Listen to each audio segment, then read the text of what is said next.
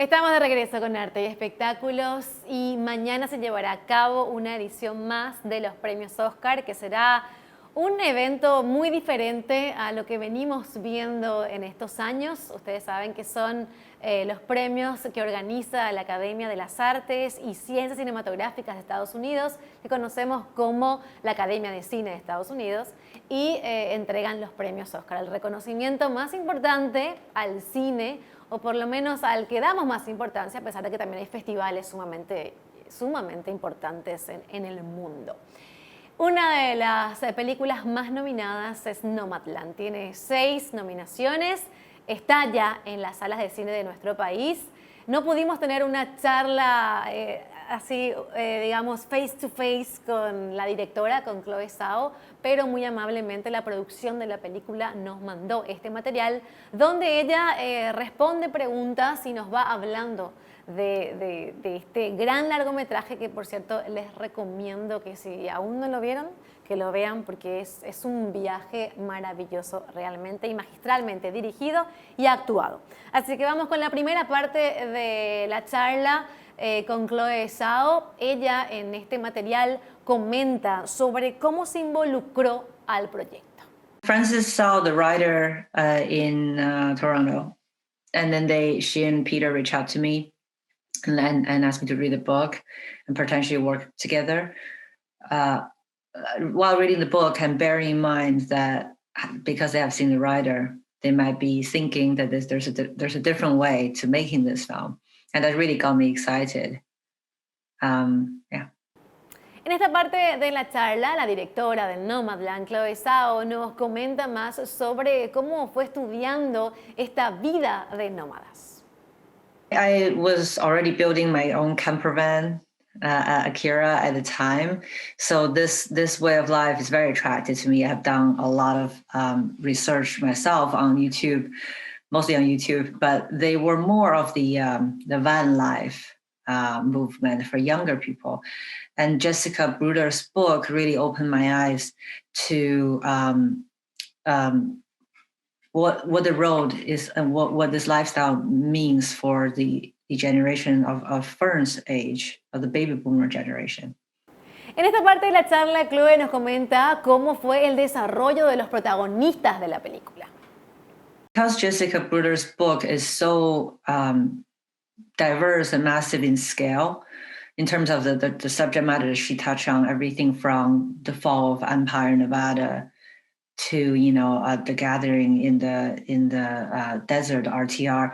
Like how could I create a fictional character that has a strong enough of an emotional arc that can sustain the audience while take our main character to all these great places and interesting stories and characters that's in Jessica's book.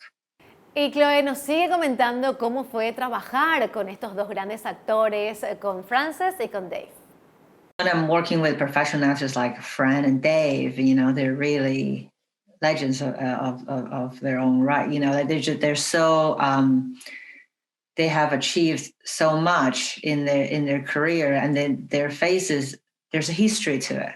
In our psyche when we look at their faces, and I think what's interesting is for this film is for us how to sort of blend that into faces that we probably ignore if we walk past on the street. How can they coexist in this world, and then that you will feel the same amount of empathy and love for all these faces, and how can they just become two in hundreds, So what's incredible is to watch Dave and Fran work is that they really spend a lot of time crafting and doing their characters. And so when they show up on set, it's very easy for me because they really know who they are in these moments, and they're able to let go of everything they learn and then be completely present and connect with the people in front of them and be surprised and still be in character at all times. And that's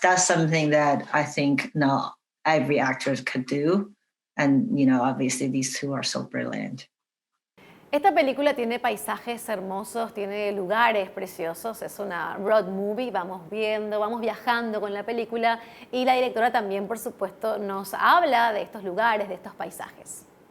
It's hard to describe when you find a place that just makes sense to you, and you just feel really comfortable in. For some people, it's the ocean. For some people, it's the Rocky Mountains. For me, it's the Badlands of South Dakota. I have no idea why. I got there, and I keep going back.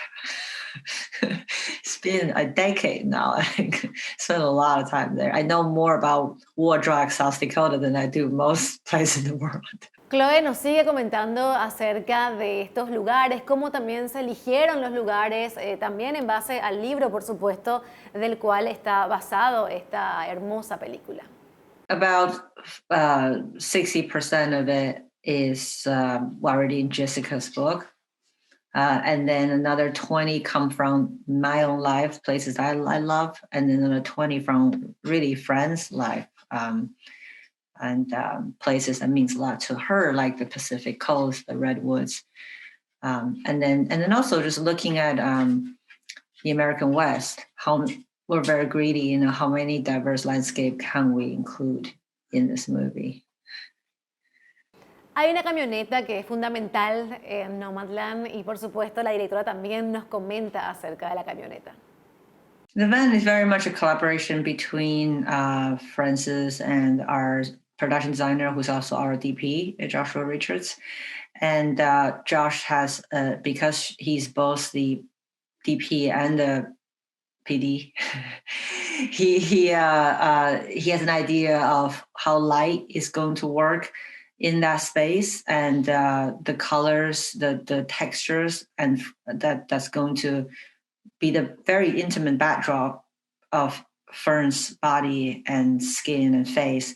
And he references paintings like, Andrew Wild's work, a lot of paintings, because the way the background, really kind of make the character feel stand out, but in the classic in a way, it isn't just someone in a van taken with an iPhone. We really want to feel cinematic. And because when you're in those small spaces, it has a feeling that can't just be captured with an iPhone photo.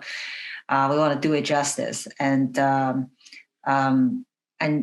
he Fran then came with her possessions and where she want her bucket to go, how she wants things to be, like how she wants to cook, because she has pain in her knees, she has arthritic, so that for her it makes sense if she had these stools. And it was a very authentic collaboration, as if Fran is going to hit the road and how she want her van to be laid out.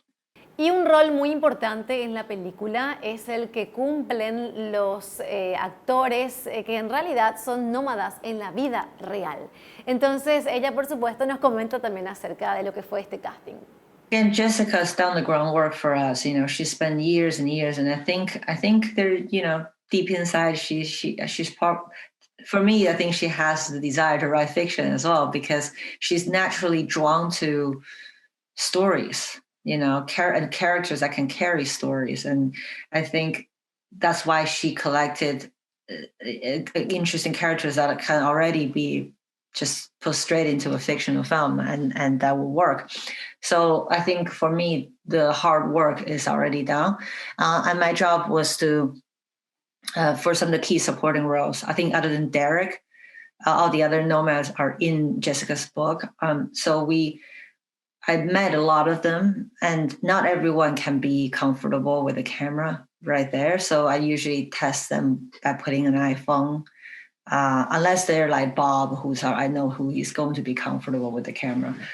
And then I have them just talk a little bit about themselves and just see whether they're going to be able to capture the audience attention. It isn't just everyone can do it. So that's how we selected Swanky and Linda May and some of the other nomads. And then again, Jessica had gained trust from this community. So having her blessing is great. And how our production team, our crew, and Francis and Dave, how they conduct themselves are very important. And then ultimately, you just have to trust that people are tough, that they've gone through things in life and they can make decisions for themselves. And then you show them the film in the end and see, and you can always say, this is a fictional film. I can change your name and you'll just be a great actor, and you are. So they're not making a documentary. We're not making a documentary. So they can always be protected by that if they choose to. Y para terminar, dar un lindo cierre a estas palabras de Chloé Zhao, que recordemos está también ella nominada en la categoría de Mejor Directora por Nomadland. Ella nos comenta cuáles fueron los momentos más especiales en la grabación de Nomadland. These moments where you feel like there's no way that they just show up and it happened, and because it didn't actually, and like her walking through the RTR in that long take as the sun set perfectly, I'm delighted and surprised just how much planning and how much teamwork everyone was able to, in that very short 10-minute window, not even like 5 minutes when the sun's right there. And everybody from friend to someone who rode a bicycle to our AD producers and ACs and sound person, everyone just working this beautiful organism, because the sound is right there and everybody knows this is our moment. And that kind of teamwork from people that have very little in common with each other, to me is I'm not surprised, but I'm still delighted when it happened.